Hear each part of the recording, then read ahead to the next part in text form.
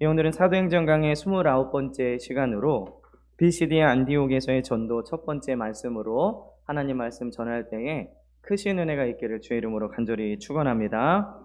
사도행전 13장과 14장에는 바울의 1차 선교 여행이 기록되어 있습니다.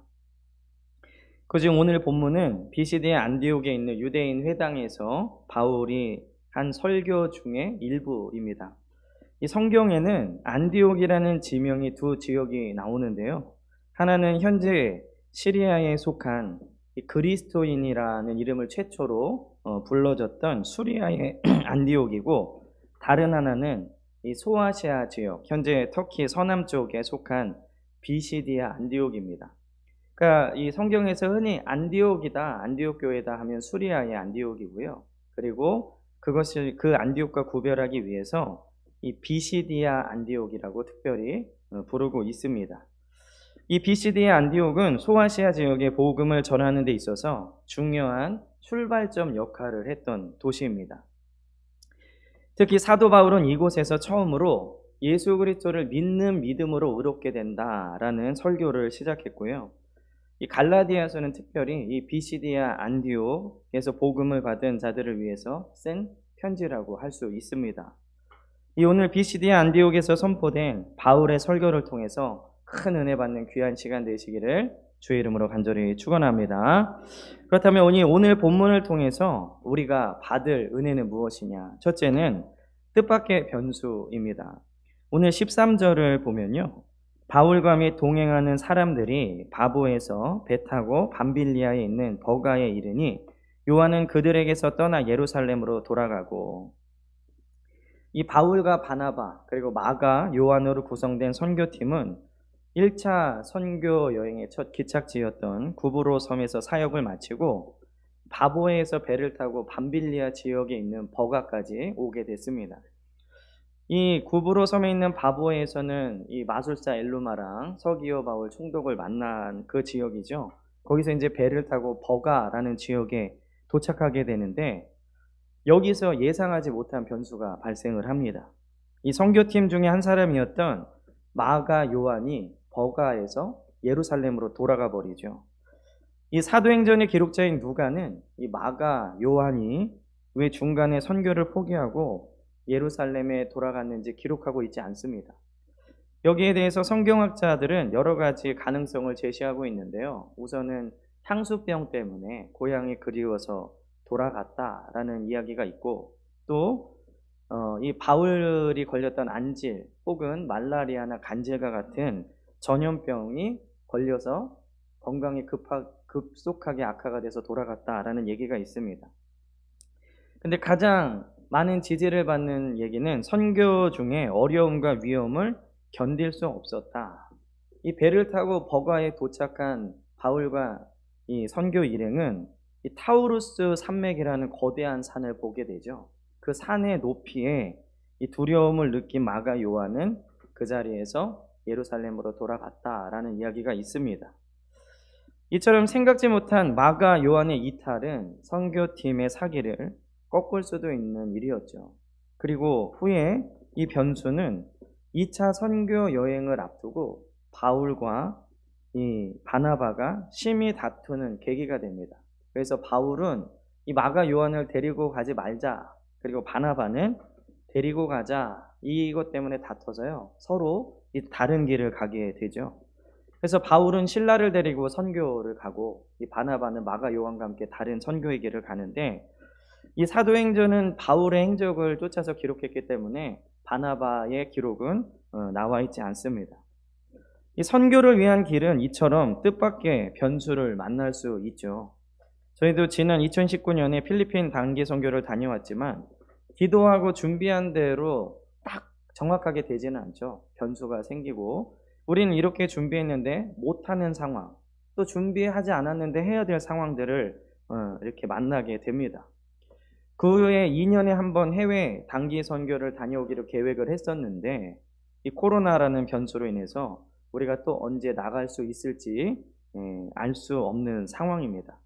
물론 완전히 해외여행이 자유로워지고 또 우리가 여건이 되면 단기 선교를 나가야 되겠지만, 현재로서는 언제 갈지 확답을 할 수 없는 상태죠.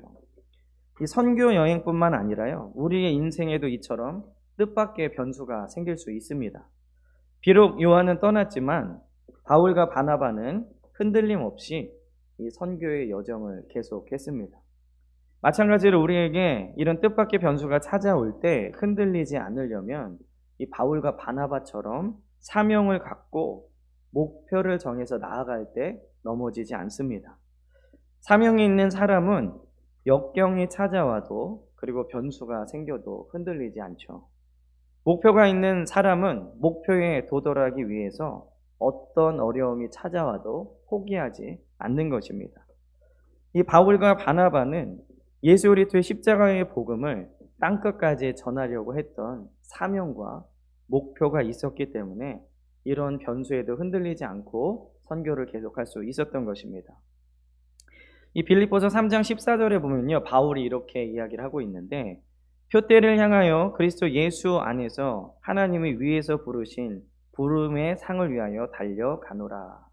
저는 이 말씀을 굉장히 좋아합니다. 그래서 예전에 카톡 프로필에 표대를 향하여 이렇게 한동안 오랫동안 기록해 놓은 적이 있었는데, 표대를 향하여 목표가 있고 그것을 향해서 달려갈 때 부르심의 상을 위해서 달려간다.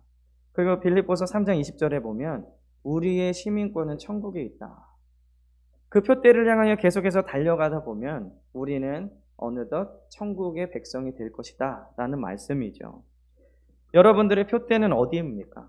여러분들이 지금 달려가고 있는 그 목표는 어디이신가요? 우리 바울과 바나바처럼 인생의 변수가 찾아와도 넘어지지 말고 표대를 향해 달려갈 수 있는 저와 여러분들 되시기를 주의 이름으로 간절히 축원합니다. 오늘 바울의 1차 선교 여행 중에 이 생긴 변수를 통해서 알 수 있는 것은 무엇이냐? 첫째는 중간에 포기한 마가 요한은 영원한 실패자로 남지는 않았다는 겁니다. 그의 사촌인 바나바의 격려와 영적인 인도로 회복되어서 복음 사역의 충성스러운 일꾼으로 변화됐습니다. 그리고 바울과의 관계도 회복되어서요, 바울의 그 삶의 마지막쯤에 로마 감옥에서 죽음을 앞두고 있을 때에 디모데에 보낸 편지에 보면 마가를 데려오라, 그가 나의 일에 유익하니라. 디모데후서 4장 11절에 보면 그렇게 기록이 되어 있습니다. 그리고 또 이 마가 요한은 베드로의 수행비서 역할을 하면서요, 베드로를 통해 들은 예수님의 행적과 말씀들을 잘 기록해 두었습니다. 그리고 그것을 초대교회 교인들에게 전하였는데, 이 말씀들이 최초의 복음서라고 생각되어지는 마가복음입니다. 그러니까 이 신학자들이 마가가 가장 먼저 쓰여졌다, 마가 우선설이 있고, 또 어떤 신학자들은 마태가 먼저 쓰여졌다 해서 마태 우선설이 있지만, 무엇이 먼저 기록되어 있는가가 중요한 게 아니라 이 마가는 후에 좌절하지 않고 다시 일어서서 마가복음을 기록했다는 것이죠. 선교 여행에서 중도 하차하여 그것이 그의 평생 트라우마가 돼서 인생의 낙오자나 실패자로 살아갈 수도 있었지만, 그는 변화되어서 하나님 나라를 위해 귀하게 쓰임받는 충성스러운 일꾼이 됐던 것입니다. 마찬가지로 우리 인생에 이런 변수가 찾아올 때요, 포기하지 말고 이 마가 요한처럼 다시 일어선다면 더욱 귀하고 아름다운 보배로운 그릇이 될 줄 믿습니다. 우리 사랑하는 베델교회 성도님들, 이런 인생의 변수 혹은 이 어려운 산맥, 높은 장애물이 생길지라도 넘어지지 않고 일어서서 이 사명을 향해 달려가는 저와 여러분들 되시기를 주의 이름으로 간절히 축원합니다. 오늘 이 변수를 통해 알 수 있는 두 번째는 변수가 있어도 계속해서 나아가야 합니다. 오늘 14절을 한번 보겠습니다. 그들은 버가에서 더 나아가 비시디의 안디옥에 이르러. 저는 말씀을 준비하면서요, 이 14절 말씀을 많이 묵상을 했거든요. 그들은 버가에서 더 나아가, 이 더 나아가의 이 묵상에 초점을 뒀는데, 마가 요한은 버가에서 돌아섰지만 이 바울과 바나바는 버가에서 더 나아갔다는 겁니다. 그리스도인이라고 해서요, 변수가 안 생기는 것은 아니죠. 그리스도인도 코로나에 걸릴 수 있고요, 고난과 어려움을 당할 수 있습니다. 그리고 계획하고 기도한 대로 이루어지지 않을 수도 있죠. 세상 사람들에게 오는 어려움도 우리에게 찾아올 수 있지만 세상 사람들처럼 멈추고 좌절하고 포기해서는 안 된다는 겁니다. 우리는 바울과 바나바처럼 더 나아가는 사람들이 되어야 될 줄 믿습니다.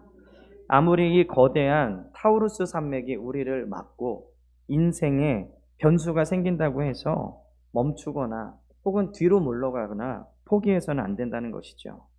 바울과 바나바처럼 더 나아가야 합니다. 우리의 믿음이 예전보다 더 나아가야 되고요. 그리고 사명을 향해서 한 걸음 한 걸음 매일 더 나아가야 합니다. 마치 요한이 떠난 것과 같은 뜻밖의 변수나 이 타우루스 산맥과 같은 큰 장애물이 앞에 있을지라도 포기하지 말고 오늘 14절 말씀처럼 더 나아가시는 우리 귀한 베델교회 성도님들이 되시기를 주의 이름으로 간절히 축원합니다. 오늘 이 변수를 통해서 알 수 있는 세 번째는요. 같이 가면 힘이 됩니다. 이 만약 마가 요한이 포기하고 돌아갈 때요. 이 바나바가 마가 요한의 사촌으로 알려져 있는데 우리 사촌이 돌아가니까 나도 같이 돌아간다 라고 바나바가 말했다면 바울은 어떻게 됐을까요? 혹은 이 바울이 젊은 마가 요한도 포기하고 돌아가니까 나도 포기하겠다라고 했다면 바나바 혼자 그 험한 타우루스 산맥을 넘긴 힘들었을 것입니다.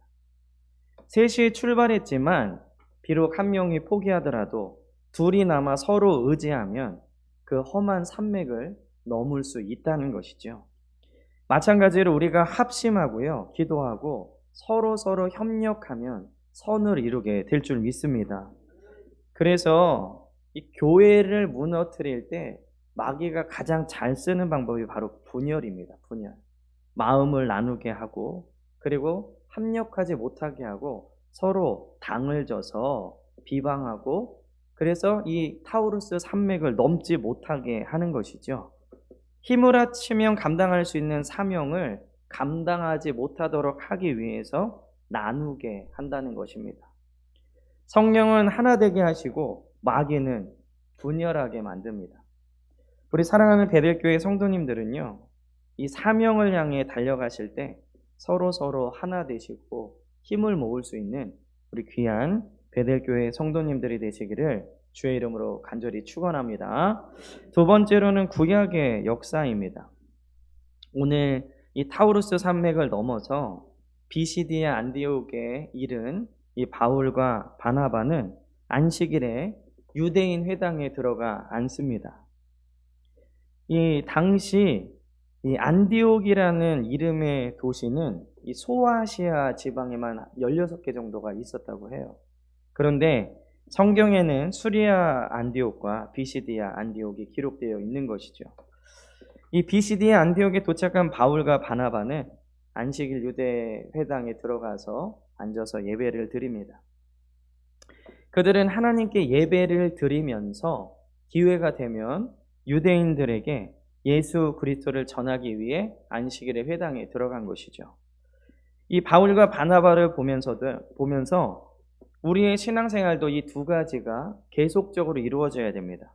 하나님께 드리는 예배 그리고 예수님을 전하는 전도가 우리의 생활에 같이 이루어져야 한다는 것이죠. 그런데 예배는 잘 드리는데 평생 살면서 예수님을 한 번도 전해본 적이 없는 성도가 있다라는 얘기를 제가 이 설교를 들으면서 들은 적이 있습니다. 우리는 전도에 대해서 두려움을 가질 필요 없고요. 내가 전도한 사람이 예수님을 믿었는지 또는 교회에 나오게 됐는지 그건 우리의 책임이 아니에요. 그건 하나님의 영역입니다.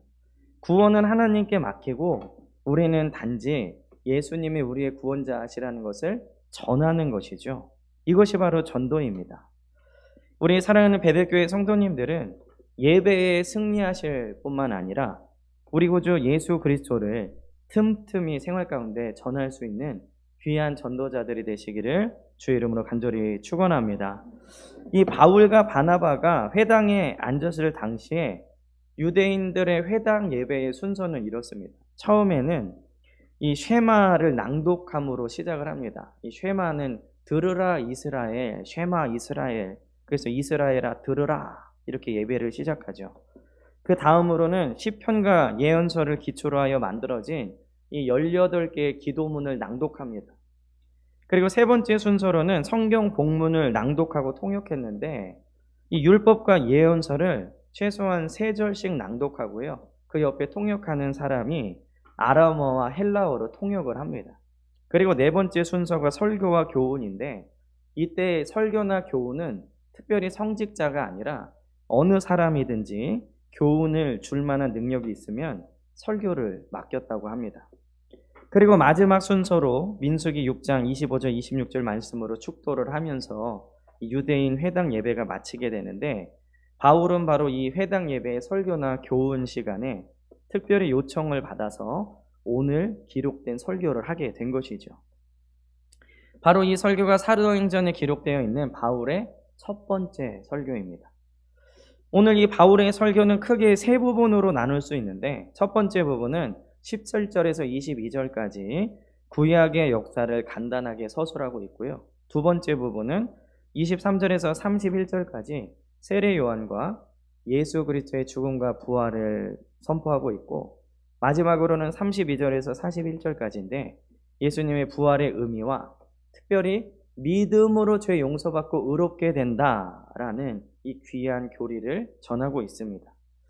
이 분량이 너무 많기 때문에 오늘은 그 23절 이 바울의 첫 설교의 첫 번째 부분까지만 보고 이제 다음 주에 두 번째, 세 번째 부분을 볼 텐데 이 바울은 이스라엘의 지난 역사를 유대인들에게 다시 한번 말해줌으로써 하나님의 신실하심을 상기시키고 있는 것입니다.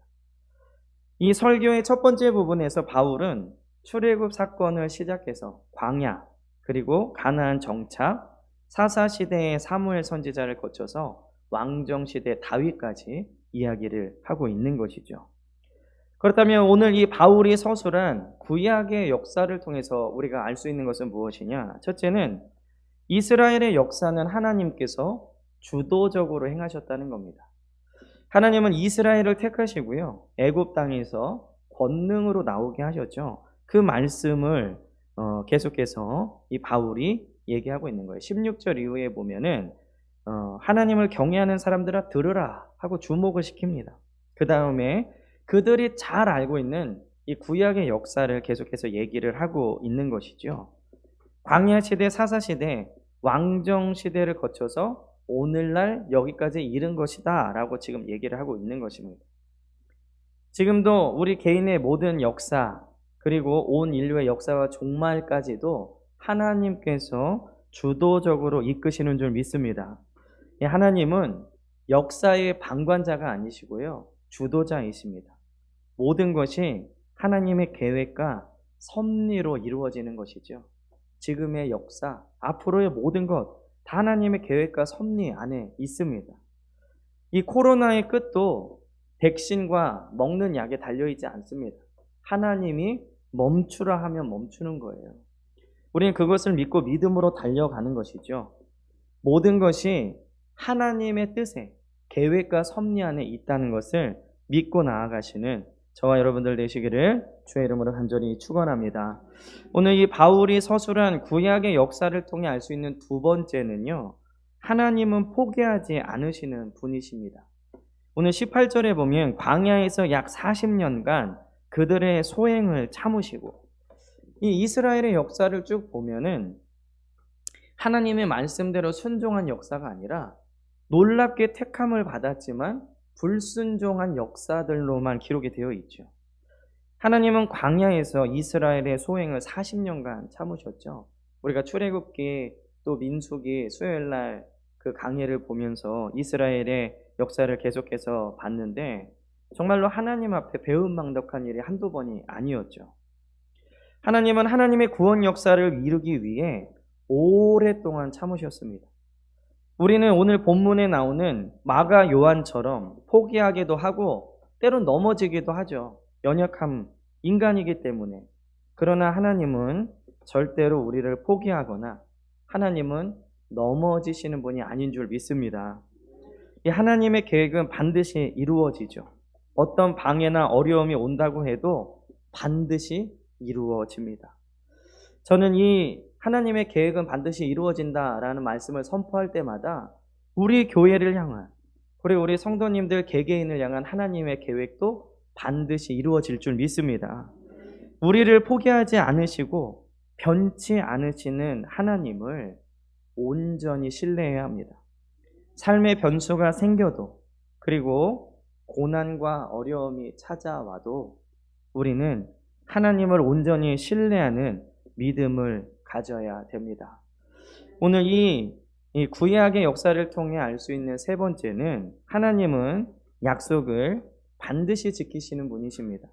오늘 23절에 보면요, 하나님이 약속하신 대로 이 사람의 후손에서 이스라엘을 위하여 구주를 세우셨으니 곧 예수라. 하나님은 이스라엘에게 많은 약속을 하셨죠. 여러분들이 성경을 보시면 창세기에 노아랑 한 무지개 언약도 있고 여러 가지 약속들이 있는데, 그 중에서 가장 중요한 약속 중에 하나는 바로 아브라함과 맺으셨던 땅과 자손에 대한 약속입니다. 이 땅에 대한 약속은요, 오늘 바울이 말한 것처럼 가나안 7족속을 쫓아내시고, 그리고 그곳을 가나안 땅을 중심으로 이 약속은 이스라엘 백성에게 이루어졌죠. 그러나 이 아브라함에게 약속하신 자손에 대한 이 약속의 본질은 단순히 아브라함에게 많은 자식을 주겠다라는 약속이 아니에요. 만약에 그렇다면 아브라함 말고 다른 사람들이 많은 자손을 낳은 것과 별 다를 바가 없죠. 이 아브라함에게 주신 자손에 대한 약속의 본질은 바로 너의 후손들을 하나님의 자녀 삼으시겠다는 약속입니다. 그러니까 이 많이 낳은 사람하고 구별되는 것은, 다른 사람이 아무리 자녀를 많이 낳아도 그것으로 인해 하나님의 자녀가 되지는 않습니다. 그러나 하나님께서 아브라함의 후손은 나의 자녀로 삼으시겠다라는 것이 바로 아브라함과 맺으신 약속의 본질이라는 거죠. 그러나 죄 많은 인간이 하나님의 자녀가 되기 위해서 먼저 죄의 문제가 해결돼야 됩니다. 그 죄 문제를 해결하기 위해서 예수님께서 이 땅에 오신 것이고, 예수님이 십자가에서 죽으심으로 말미암아 이 모든 죄의 문제가 해결되고 우리가 하나님의 자녀가 된 것입니다. 놀라운 은혜죠. 믿음으로 하나님의 자녀가 된 아브라함의 후손들이 하늘의 별과 같이 많아진 게 바로 이 약속의 성취인 것입니다. 그리고 하나님은 오늘도 그 약속을 지키고 계시죠. 하나님은 약속대로 행하신 분인 줄 믿습니다.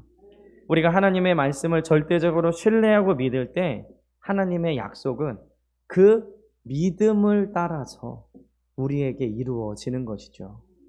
약속을 믿고 하나님을 신뢰하는 귀한 우리 베델교회 성도님들이 모두 되시기를 주의 이름으로 간절히 축원합니다. 마지막으로는 하나님 마음에 맞는 사람입니다. 오늘 22절에 보면요, 다윗을 왕으로 세우시고 증언하여 이르시되 내가 이새의 아들 다윗을 만나니 내 마음에 맞는 사람이라 내 뜻을 다 이루리라, 이렇게 기록을 하고 있습니다. 바울은 구약의 역사를 간단하게 서술하면서 이 다윗 왕을 얘기를 하고 있어요. 이 바울은 다윗을 하나님 마음에 맞는 사람, 하나님의 뜻을 이루기에 택한 왕, 이렇게 얘기를 하고 있죠. 그것은 유대인들이 존경하는 다윗 왕의 후손으로 오신 예수 그리스도를 전하기 위한 서술이었습니다. 이사야 선지자가 예언한 대로 예수님은 이새의 줄기에서 난 싹으로 오셨고, 나단 선지자를 통해서 내 집과 내 나라가 영원히 보존되고 영원히 견고하리라, 사무엘하 7장 14절 말씀하신 대로 다윗 왕의 후손으로 영원한 왕 메시아가 오셨다라고 유대인들에게 전하고 있는 것입니다. 이 다윗의 이야기는 사무엘 상하를 통해서 우리가 잘 알 수 있지만, 오늘 바울이 전한 다윗 왕을 통해서 우리가 알 수 있는 것은 무엇이냐? 첫째는 다윗 왕은 하나님이 세우셨다는 겁니다. 이 사람들이 왕을 구했을 때 세워진 왕이 사울이죠. 오늘 21절에 보면 그렇게 기록하고 있습니다. 그 후에 그들이 왕을 구하거늘 사람들의 요구에 의해서 세워진 왕이 사울왕인데 이 사울왕이 하나님의 뜻에 불순종했습니다. 그리고 나서 하나님께서 세우신 사람이 바로 다윗입니다. 하나님이 다윗을 세우셨다는 말씀 안에는 오늘 이 바울의 이 이야기 안에는 발견됐다라는 의미가 들어있거든요. 즉 하나님은 다윗과 같은 사람을 찾고 계시고요. 그런 사람이 발견되어졌을 때 하나님의 뜻을 이루기 위해 그 발견된 사람을 세워주신다라는 얘기입니다. 하나님은 지금도 다윗처럼 신실한 사람들을 찾고 계십니다. 특별히 하나님이 찾으시는 사람은 진정한 예배자들입니다. 요한복음 4장 23절에 보면요. 아버지께 참되게 예배하는 자들은 영과 진리로 예배할 때가 오나니 곧 이때라. 아버지께서는 자기에게 이렇게 예배하는 자들을 찾으시느니라. 이 코로나로 황폐해진 지금 우리가 먼저 회복해야 될 것은 진정한 예배인 줄 믿습니다. 우리 뉴스를 들으셔서 아시겠지만 이제 점점 일상의 회복으로 나아갈 텐데 우리는 예전의 삶을 회복하기보다 먼저 예전의 예배보다 더 나은 예배로 회복해야 될 줄 믿습니다. 우리가 하나님을 향해 진정으로 예배 드릴 때 하나님은 우리를 발견하실 것입니다. 하나님께 발견되어지면요, 하나님은 다윗처럼 우리를 높여 세워 주실 줄 믿습니다. 오늘 이 바울이 전한 다윗을 통해 알 수 있는 두 번째는 다윗 왕은 하나님 마음에 맞았습니다. 이 마음이 맞는다는 것은 어떤 의미냐면요, 서로의 생각이 같아서 잘 어울린다 이런 뜻이에요. 생각이 같아 잘 어울린다. 이 관계가 지속되는 사람들을 보면요, 마음이 맞는 사람들이죠. 여러분들 주위에 친한 분들을 한번 생각해 보십시오.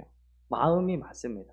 생각이 어느 정도 비슷하고 그래서 잘 어울릴 수 있어요. 근데 이 생각이 달라서 마음이 맞지 않으면 깊은 관계로 갈 수 없을 뿐만 아니라 불편하기까지 합니다. 물론 이 어떠한 그 지위나 위치에 따라서 불편한 마음이 들기도 하죠. 저도 부교육자 때는 부교육자끼리 밥 먹으면 마음이 그렇게 편하고 내가 먹고 싶은 반찬 마음껏 이렇게 먹을 수 있는데 담임 목사님하고 밥을 먹으러 가면 내 앞에 있는 반찬밖에 못 찍겠어요. 그렇게 불편하더라고요. 그래서 우리 전도사님들하고 가끔 식사하면은 그냥 불편해도 코로 먹든지 입으로 먹든지 잘 먹으라고 이렇게 농담처럼 얘기는 하는데 뭐 어떤 위치나 지위에 따라서 불편한 관계가 될 수는 있죠. 그런데 그런 게 아닌 이상 불편한 관계는 마음이 맞지 않을 때 불편합니다.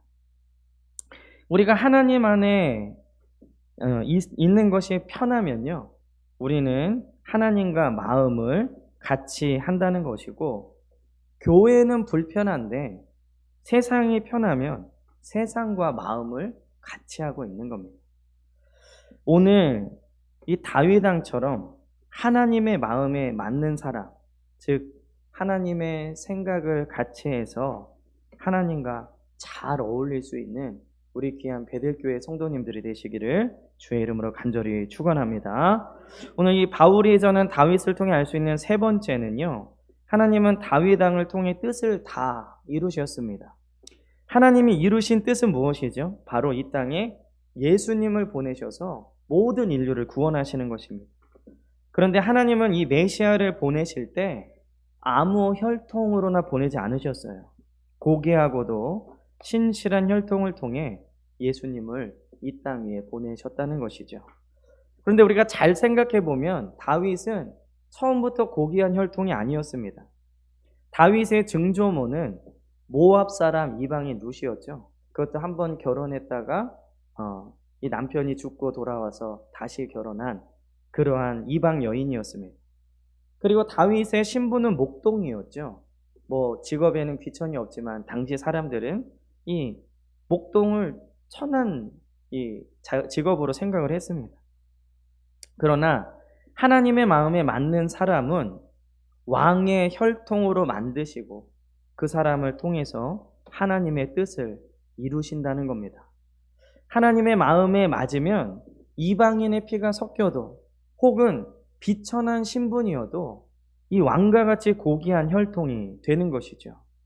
이 다윗이 목동이었을 땐 목동의 옷을 입고 목동의 지팡이를 들었지만 왕이 된 후에는 그 신분에 맞게 왕복을 입고 머리에 금으로 된 왕관을 쓰고 금규를 들고 왕으로 살아가는 것이죠.